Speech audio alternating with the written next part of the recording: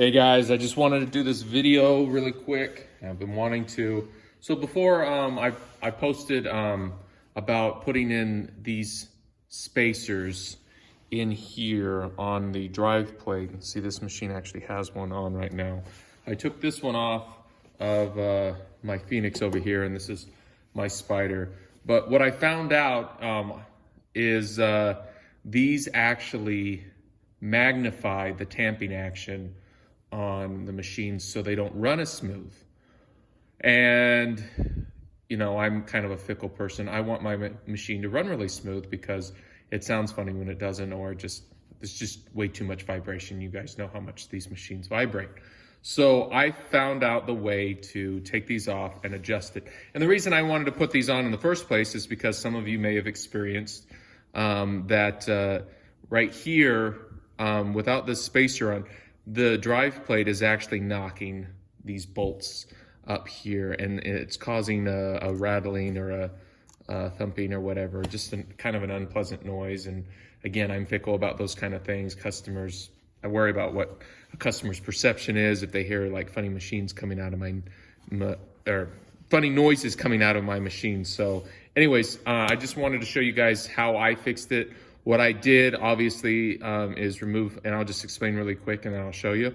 Remove the drive plate, and then you're gonna remove the mechanism inside there, and you're actually gonna take off the whole machine. And so you get up there, and then you're gonna adjust it with an Allen wrench and pull the mount off the motor. Not pull it off, but pull it out just a little bit so that there's more space, so that you don't even need one of these spacers. Now, my guess is why they move is because these machines, for me anyways, because I'm in Idaho, they're shipping halfway or 2/3 way across the country. So when the machine is down on its drive plate, shipping that far, then it probably gets pounded down and moves that a little bit. And by the time it gets to me, it's moved just enough to where it's knocking on these bolts. And so I don't fault Trinity for that. I thought it would be an easy fix to put these risers on.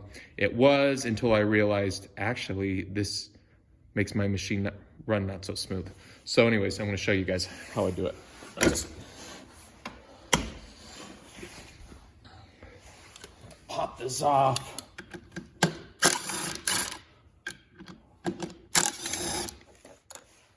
And you can see the riser bar right here on that.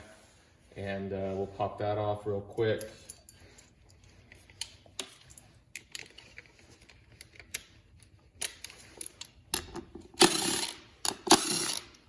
I don't know if any of you guys even got the chance to put a riser on. I know some of you ask about it, but anyways, I'll pull mine off.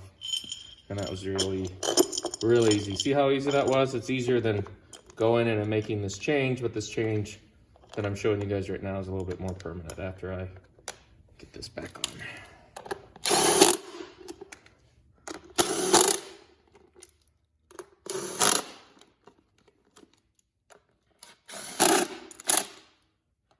And I'm doing a long video instead of a time lapse so that you guys get all the details. And it's not like you don't have time anyways right now, being in quarantine, so. So you can just bore yourself to death and watch me. Okay. All right, so that riser's off. Then we're gonna take this baby off, and I would recommend an impact or air compressor to do that, because these are on there really good.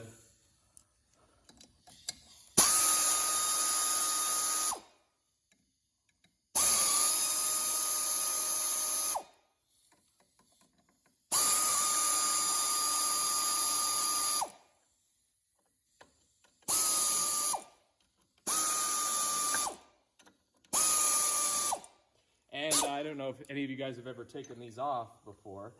Well, that's actually where your little washer is that causes the tamping action. Actually goes down here at the bottom. So what's nice about taking your machine apart like this, as long as you can remember how to put it back together, and it's obviously it's not too complicated, but I always recommend documenting it. Sometimes I don't, and it takes me a lot longer to try to figure out how to put it back together. But you get to understand how the machine works a little bit better. May not have to bug Vicky and Charles as much, but probably mainly Charles since he puts these together. Grab a microfiber and then I'll wipe that out in there.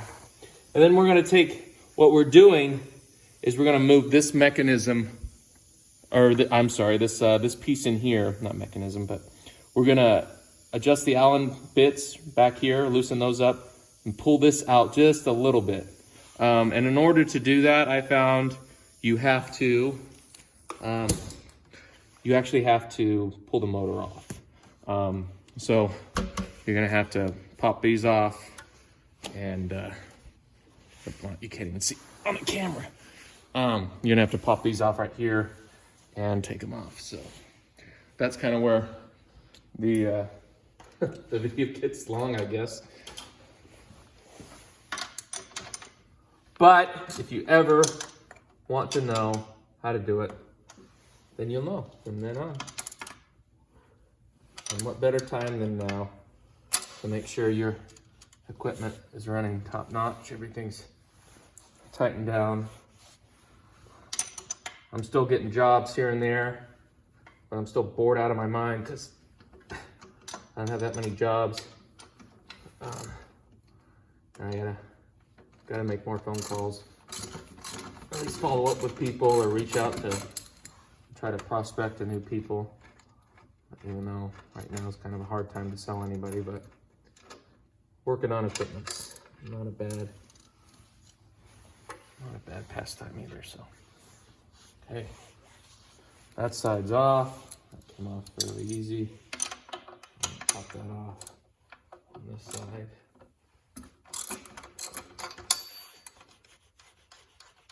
Okay. Those popped out a lot easier than it did on the Phoenix. So, good.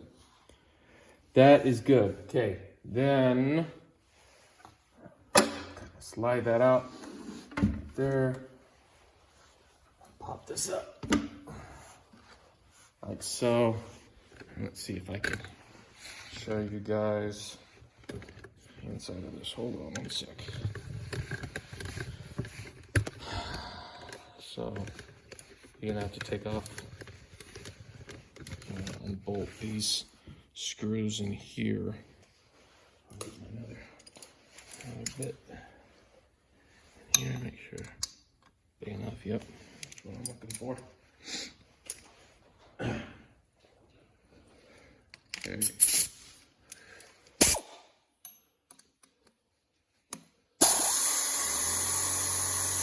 Now you're not going to be able to hear me because my compressor kicked on. Well, that's okay.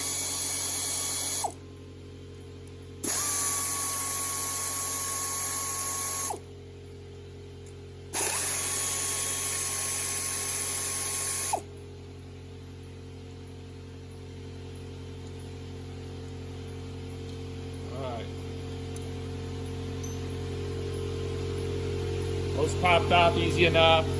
And then once you have that, right, this is loose, that will actually slide through right there. The reason you have to do this, right, because it's kind of a pain, is otherwise you can't get access to these Allen screws right here. It's too hard to get an Allen wrench down there. So if you have an Allen wrench, a little bolt or a bit right here, it's actually a little, let's see, it's 1/8.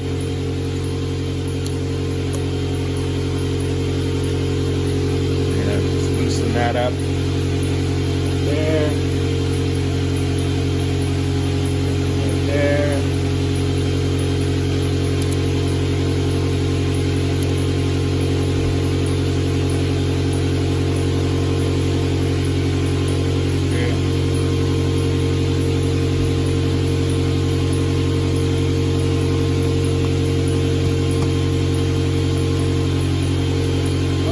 Easy to get those.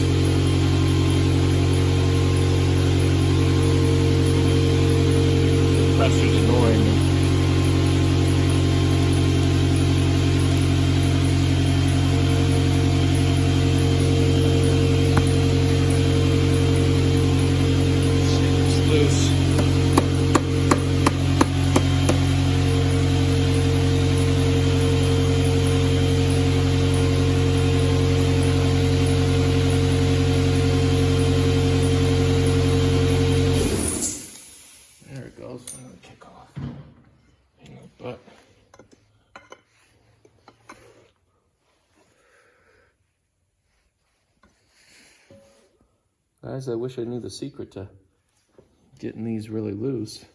The other one moved easier. It'd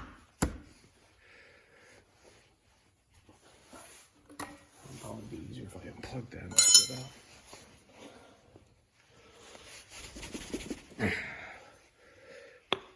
I think I've knocked it loose just a little bit, maybe.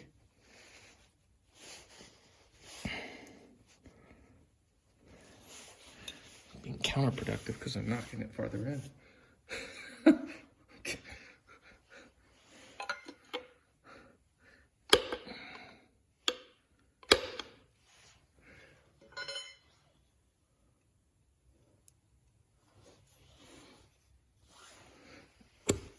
Okay, that loosened it. Oh, I gotta pull it back up. Dang it.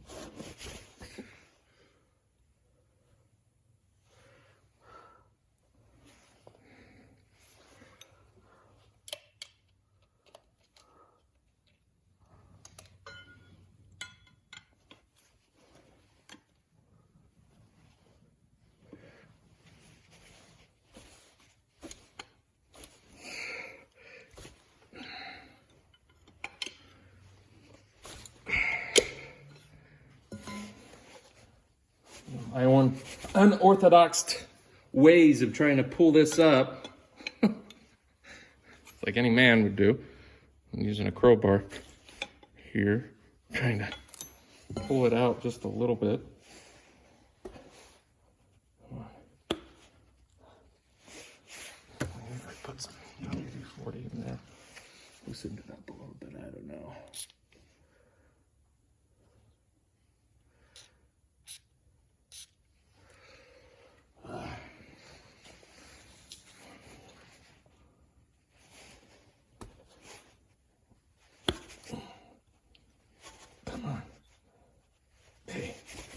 So what I did with the other one is this goes in, the middle piece goes in a little bit further than the rest of it, just so it's pulled out. Golly. Let's see if I can. There it goes. Okay, now I got plenty of.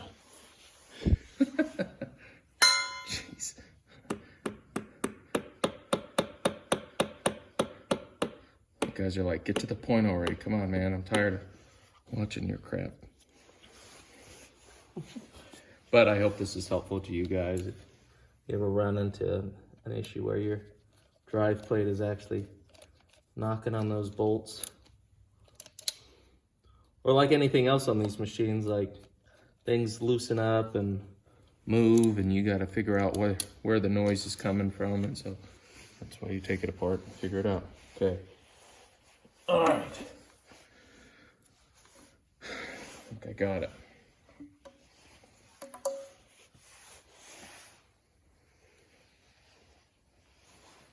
All right, and then it's always fun to try and figure out the way the machine was configured before, and that you put it all back together the same way.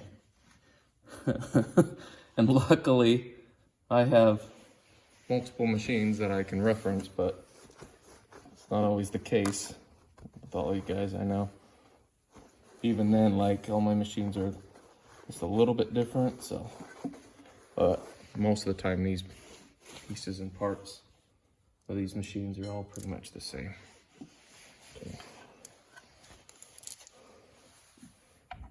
All right.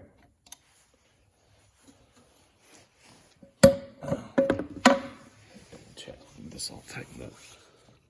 Okay, that's pretty much it. I mean, I don't think you guys need to watch me put it all back together again, right? Put Humpty Dumpty back together again. And so that's how I pulled it out a little bit, pulled this piece out a little bit, so that I don't need these risers anymore, because that just intensifies the tamping action, and you don't know if it's gonna cause any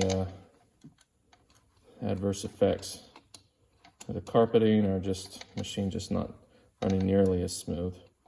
But either way, I try to keep it as close to the original way it was designed as possible. So, all right, guys, if you have any questions, let me know. Thanks.